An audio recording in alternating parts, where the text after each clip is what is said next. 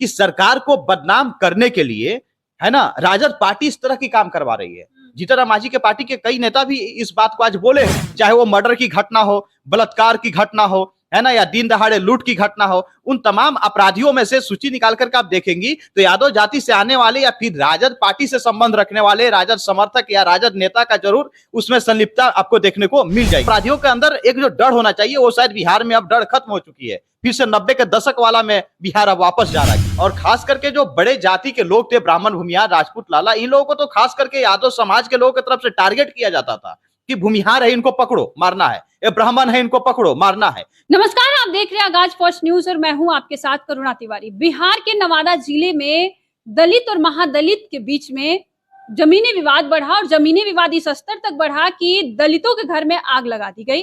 करीब करीब 100 घरों में आग लगा दी गई। हालांकि वहां पर जान का नुकसान नहीं हुआ, लेकिन अब बिहार की सियासत में हलचल मच गई है। इस विषय पर चर्चा करेंगे। हमारे साथ मौजूद है हमारे सहयोगी संजीव। संजीव जी, जो नवादा में अग्निकांड हुआ है, क्या उसमें राजद पार्टी कहाँ थे? क्योंकि कहीं ना कहीं जीतन राम मांझी का एक बयान आता है कि इसमें यादव सम्मिलित है। देखिए, साफ तौर पर जीतन राम मांझी ने मतलब कि एक समाज पे कह लें, और वह समाज है यादव समाज, और यादव समाज को उन्होंने कह ले कि टारगेट किया है, या फिर कह ले कि यही सच्चाई है।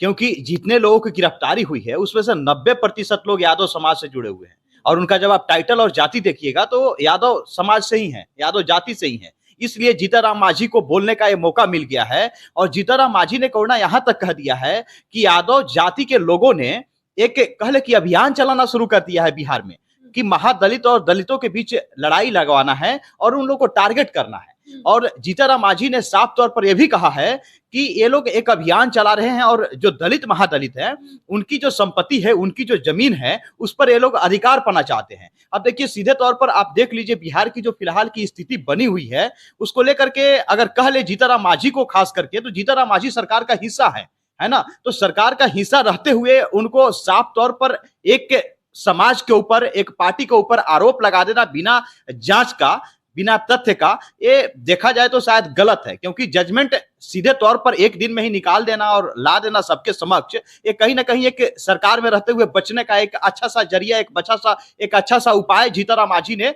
निकाल लिया है। और जीतन राम मांझी ने सीधे तौर पर यादव समाज को और खासकर राजद पार्टी को टारगेट करने का काम किया है। क्योंकि उन्होंने ये भी कहा है कि राजद पार्टी के समर्थक ही सभी लोग हैं, और बिहार में जितनी अपराध की घटनाएं हो रही है लगातार उसमें यादव समाज, यादव जाति के लोग की संलिप्तता सामने आती है। कोरोना, क्या बिहार में यादव जाति का वर्चस्व बढ़ गया है? यह सच है? देखिए, यादव जाति की वर्चस्व पे आज से नहीं, सच्चाई तो यह है कि जब से लालू प्रसाद यादव सत्ता संभाले हैं, मतलब 1990 का जो दशक है, 90 का दशक को आप याद कीजिए। 90 के दशक से आप जितने मतलब जंगल राज की जो बिहार को उपाधि मिली, मतलब विदेशी मीडिया से लेकर के और अंग्रेजी मीडिया तक, तो 90 का दशक में उपाधि मिली बिहार को, जंगल राज की उपाधि मिली। और जंगल राज के नाम से बिहार 1990 से लेकर के और 2005 तक जाना जाता रहा। नीतीश कुमार ने 2005 में सत्ता संभाली, उसके बाद से बिहार के लॉ एंड ऑर्डर को ठीक करने का काम किया और उसमें उनको सफलता भी मिली। रही बात यादव जाति की वर्चस्व की, तो 1990 से यादव समाज की वर्चस्व पड़ी हुई है। क्योंकि सत्ता में जिस जाति का नेता रहता है उसके जाति के लोगों की मनोबल बढ़ा हुआ रहता है। और आप 1990 से 2005 के बीच का जितने आपराधिक घटनाएं हैं उसका आप अगर लिस्ट निकाल के, सूची निकाल करके देखिएगा तो उसमें सबसे ज्यादा अपराधी यादव जाति के लोग ही हैं। और आप जब याद कीजिए, उस समय 90 का दशक ऐसा दशक था कि रात के अंधेरों की बात छोड़िए, दिन में लोग महफूज नहीं थे, दिन में लोग नहीं निकल पाते थे। और खास करके जो बड़े जाति के लोग थे, ब्राह्मण, भूमिहार, राजपूत, लाला, इन लोगों को तो खास करके यादव समाज के लोगों की तरफ से टारगेट किया जाता था कि भूमिहार है, इनको पकड़ो मारना है, ये ब्राह्मण है, इनको पकड़ो मारना है। क्योंकि उनके अंदर एक मतलब भावना थी, बदले की भावना थी। तो यादव समाज 1990 से लेकर के अभी तक वर्चस्व में बना हुआ है। ऐसी बातें नहीं कि 2005 के बाद सत्ता में यादव जाति के कोई शीर्ष नेता नहीं बैठा, ऐसी बातें नहीं है कि शीर्ष नेता नहीं रहते के बावजूद उनकी वर्चस्वता में कमी आई, नहीं। 1990 के पहले का इतिहास आप देखिए तो सवर्णों का दबदबा था, लेकिन 1990 के बाद जब से लालू यादव ने सत्ता संभाला तब से यादव का दबदबा है। आपराधिक घटनाएं, आपराधिक मामले जितने भी सामने आते हैं उसकी सूची निकाल करके आप देखेंगे तो सबसे ज्यादा आपराधिक घटनाएं को, मतलब आपराधिक घटना को अंजाम देने वाले यादव जाति से और यादव समाज से ही लोग उसमें आपको मिल जाएंगे। इसी बात को लेकर के जीतन राम मांझी ने कहा है, और जीतन राम मांझी ने कहा है तो कहीं ना कहीं इस बात के पीछे सच्चाई कुछ ना कुछ जरूर है, उन्होंने कुछ ना कुछ जरूर देखा है, तभी उन्होंने सीधे तौर पर यादव समाज के लोगों को टारगेट कर लिया है, तेजस्वी यादव को टारगेट कर लिया है करुणा। अच्छा, कहीं ना कहीं ये भी देखने को मिल रहा है जीतन राम मांझी के बयानों से, ये भी कहीं ना कहीं लोगों के अंदर जो कयास है, जैसे मैं फील्ड में जाती हूँ तो, कि जब से नीतीश कुमार जब जब राजद के साथ जाते हैं गठबंधन करने, उसके बाद आपराधिक घटनाओं का स्तर बढ़ जाता है, और फिर जब ये एनडीए में आ जाते हैं तो और ज्यादा यही लोग उपद्रव मचाते हैं, राजद की पार्टी वाले। देखिए, सीधे तौर पर 2005 के बाद की अगर भूमिका देखिएगा तो तेजस्वी यादव 2 बार डिप्टी सीएम बने नीतीश कुमार के सहयोग से, बिहार की सत्ता में वो काबिज हुए। तो जो मनोबल 2005 के बाद यादव जाति के लोगों की घटी थी, वो जब से डिप्टी सीएम 2 बार तेजस्वी यादव बने और बढ़ गई। और एक बात आप देखिएगा, जीतन राम मांझी ने जो बातें कही है कि सरकार को बदनाम करने के लिए, है ना, राजद पार्टी इस तरह की काम करवा रही है। जीतन राम मांझी के पार्टी के कई नेता भी इस बात को आज बोले हैं, है ना, कि चाहे वो मर्डर की घटना हो, बलात्कार की घटना हो, है ना, या दिन दहाड़े लूट की घटना हो, उन तमाम अपराधियों में से सूची निकाल करके आप देखेंगी तो यादव जाति से आने वाले या फिर राजद पार्टी से संबंध रखने वाले राजद समर्थक या राजद नेता का जरूर उसमें संलिप्तता आपको देखने को मिल जाएगी करुणा। तेजस्वी यादव कह रहे हैं कि मंगल राज की शुरुआत हो चुकी है, पीएम नरेंद्र मोदी से भी सवाल कर रहे हैं कि यही आप भगवान की मर्जी है क्या?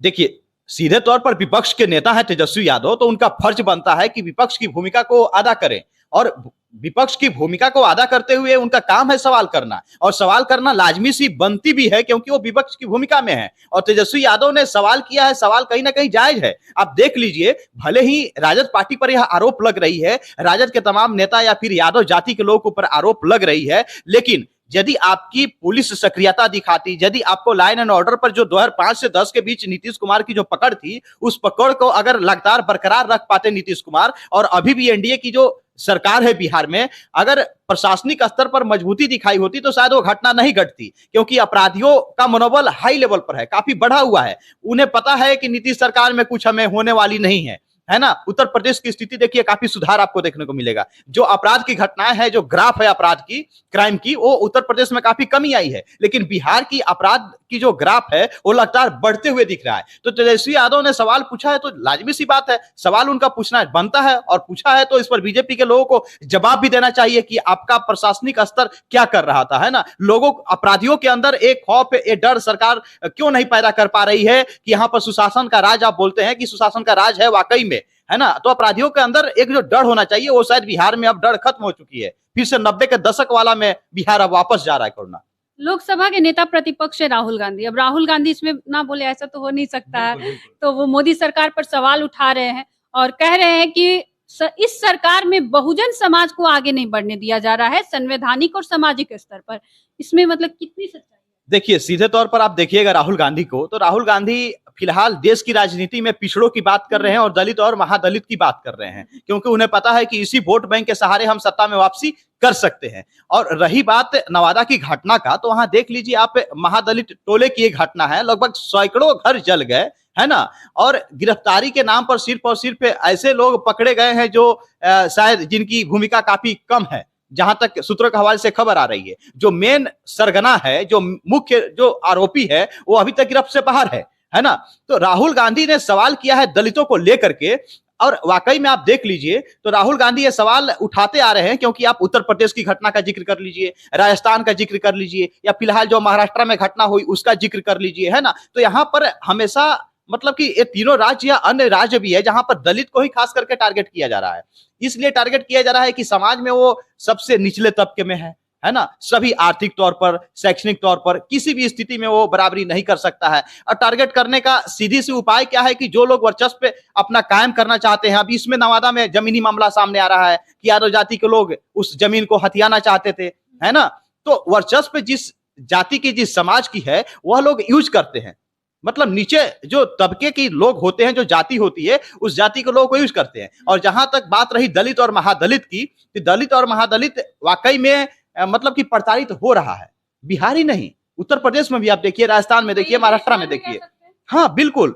तो इस तबके के लोगों की सुरक्षा का जिम्मेदारी कौन लेगा? सरकार में नरेंद्र मोदी हैं और लगातार बात पिछड़े, अति पिछड़े और दलित की करते हैं नरेंद्र मोदी, और बिहार में भी सरकार में है, तो फिर इनकी सुरक्षा का जिम्मेदारी कौन उठाएगा? कौन इनकी सुरक्षा का जिम्मेदारी लेगा? राहुल गांधी का सवाल बिल्कुल सही है कि आपके राज्य में, आपके मतलब कि सत्ता में देश में दलित महादलित सुरक्षित नहीं है। हर एक राज्यों से हर दिन दलित महादलित के प्रताड़ित वाले पटाना वाले केस सामने आ ही जाते हैं, तो क्यों नहीं आप सुरक्षा दे पा रहे हैं दलित और महादलित को? वो भी तो आपके समाज का एक हिस्सा है, वो भी तो एक निचले तबके का वर्ग है।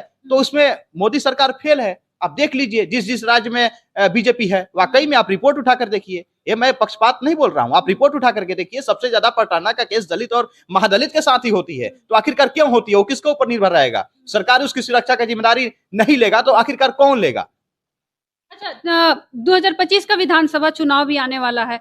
अब ये अग्निकांड हो गया जो नवादा में, इसे लेकर अब विपक्ष मजबूत हो गई है और इधर एक मुद्दा ऐसा मजबूत मिल गया है विपक्ष को कि बार बार अब इस डबल इंजन की सरकार और एनडीए की सरकार पे बार बार हमलावर होगी। देखिए बिल्कुल 25 का चुनाव है बिहार में, और दलित और महादलित की राजनीति शुरू से करते आई है राजद पार्टी ही, और तेजस्वी यादव विपक्ष में है, विपक्ष में उनकी पार्टी है, इंडिया गठबंधन बिहार में विपक्ष में है। 25 में चुनाव होने वाला है, महज हमको लगता है 7-8 महीने बाकी हैं चुनाव में, जहां तक आशा जताया जा रहा है कि अप्रैल मई में चुनाव संपन्न करा दिए जाएंगे, सितंबर अक्टूबर तक खींच करके चुनाव नहीं जाएगा। तो एक बड़ा मुद्दा मिल गया है, क्योंकि 90 के दशक का जो नरसंहार था उसको याद कीजिए और बीते रात की घटना को याद कीजिए। उससे कमजोर घटना नहीं है, भले किसी की जान नहीं गई है, लेकिन अपराधी की जो प्रवृत्ति है, जो मामला सामने आया है, वो काफी मतलब भयानक भयावह मामला है। क्योंकि अब एक मुद्दा भी मिल गया विपक्षी पार्टी को, खास करके तेजस्वी यादव को, और चुनाव में सीधे तौर पर दलित और महादलित को एक करने के लिए, मतलब कि राजद पार्टी के साथ उनके वोट बैंक को जोड़ने के लिए कहीं ना कहीं तेजस्वी यादव इस चीज को भुनाएंगे। तेजस्वी यादव ही नहीं, तमाम इंडिया गठबंधन में जितने भी दल हैं, विपक्षी दल हैं, वो सारे लोग भुनाएंगे। क्योंकि दलित महादलित वोट बैंक, ये कहा जा रहा था कि एनडीए गठबंधन के साथ है, कहा भी जा रहा है क्योंकि जीतनराम मांझी एनडीए गठबंधन के साथ है, चिराग पासवान एनडीए गठबंधन के साथ है, लेकिन उस वोट बैंक में सेंधमारी करने के लिए और एक अपना कह ले कि एक विश्वास जमाने के लिए, दलितों को मतलब नुमाइंदा बनने के लिए तेजस्वी यादव पूरी कोशिश करेंगे, और एनडीए गठबंधन इस पर कुछ नहीं बोल पाएगी, क्योंकि गलती, बहुत बड़ी गलती हुई है कोरोना। अच्छा, एक सवाल और आखिरी, क्योंकि आप बोले कि 90s का जो 90 का जो आप दशक बता रहे हैं और एक दिन पहले की घटना, एक दिन की घटना आप सीधे तौर पे 90s के दशक को आप जोड़ दिए, क्योंकि 90s में बहुत सारे आपराधिक घटनाएं लालू प्रसाद यादव के कार्यकाल में हुए हैं। बिल्कुल, आप देखिए ना, 1-2 घर जला दिया जाता है तो वो चीजें होती है कि चलिए, मतलब कि पर्सनल दुश्मनी थी, लेकिन एक दलित को जला देना, एक दलित के टोला को जला देना, मतलब जो महादलित टोला है पूरा राख हो गया है कोंडा। आप जाकर के वहां ग्राउंड पे देखिए तो लगभग 100 घर मतलब राख हो गया है। भले ही पुलिस यह कह रही है कि 20 घर ही जले हैं, लेकिन नहीं, आप ऑन कैमरा जाकर के देखिए, पूरा की पूरा महादलित टोला राख हो गई है। उनको रहने का अभी शरण नहीं है, वो कहां जाएंगे?